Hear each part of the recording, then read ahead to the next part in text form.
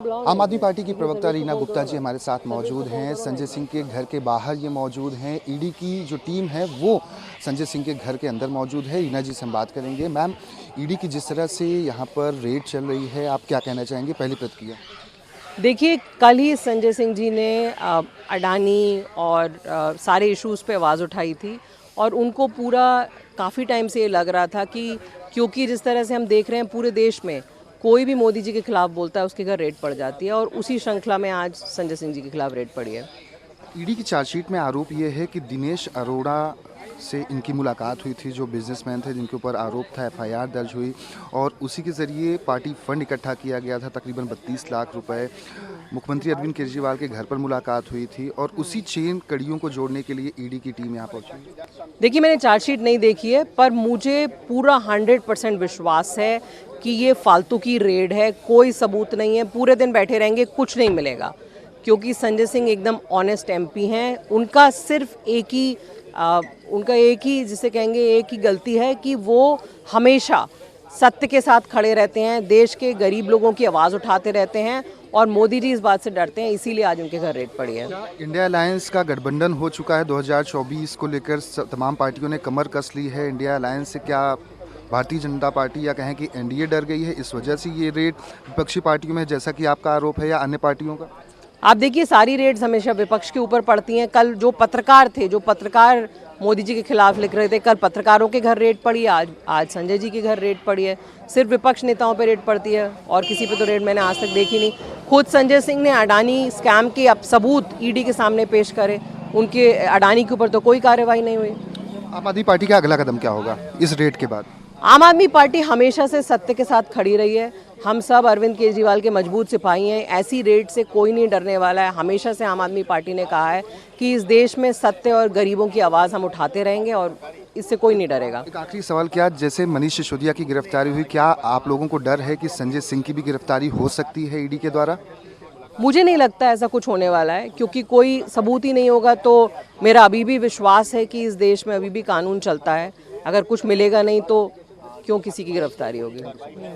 आम आदमी पार्टी की प्रवक्ता रीना गुप्ता जो ईडी की जो कार्रवाई हो रही है उसको कंडेम कर रही हैं कि ये द्वेष की भावना से ये कार्रवाई की जा रही है, क्योंकि लगातार वो अडानी का मुद्दा उठाते रहे हैं, सरकार को घेरते रहे हैं। यही वजह है कि संजय सिंह को चुप कराने के लिए इस तरह की रेड की गई। एक्साइज डिपार्टमेंट का जो घोटाला हुआ था उससे संजय सिंह का लेना देना कुछ भी नहीं है।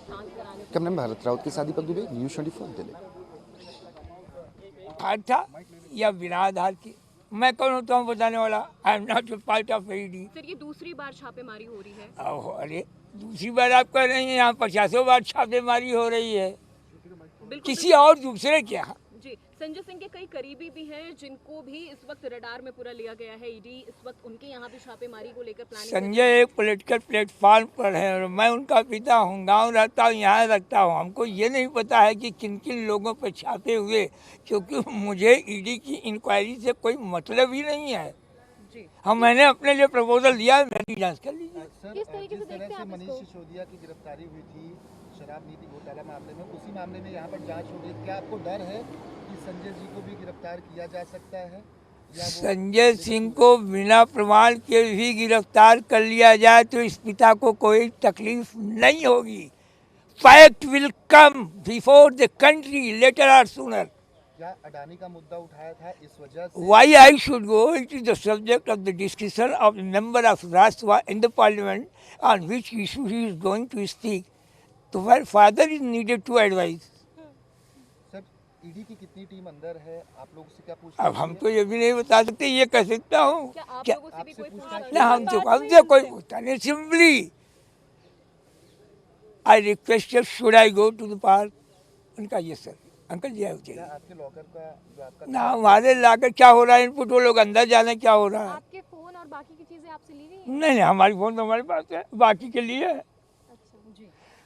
क्योंकि मुझे ILBS के काम करना, तो मेरा ड्राइवर गांव का आया हुआ हॉस्पिटलाइज पेशेंट जनरल वार्ड में, मुझे बात करनी थी, उतना उनकी समझ वो समझ गए, हमारे फोन को नहीं लिया। क्या कोई समन भी पहले भेजा गया था रेड से पहले? मैं यहाँ रहता ही नहीं, क्या होता हूँ भाई। These questions are related to Sanjay. Please go and make query.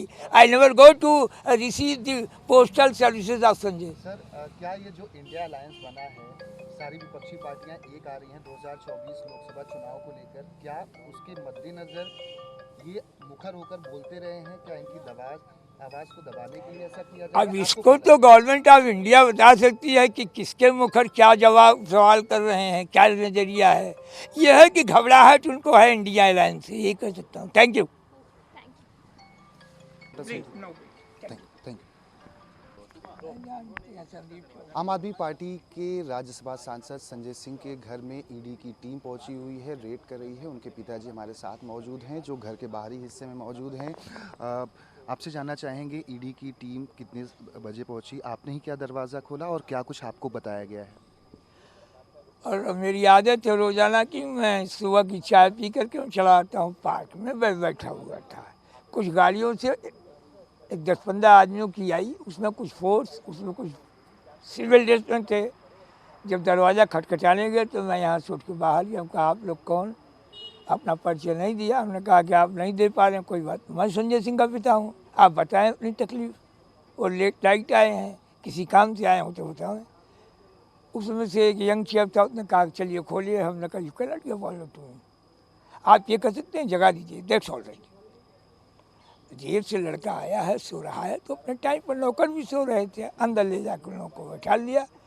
फिर संजय को किसी तरह से जगवाया, वो आए, उनके हवाले में नट्टी की।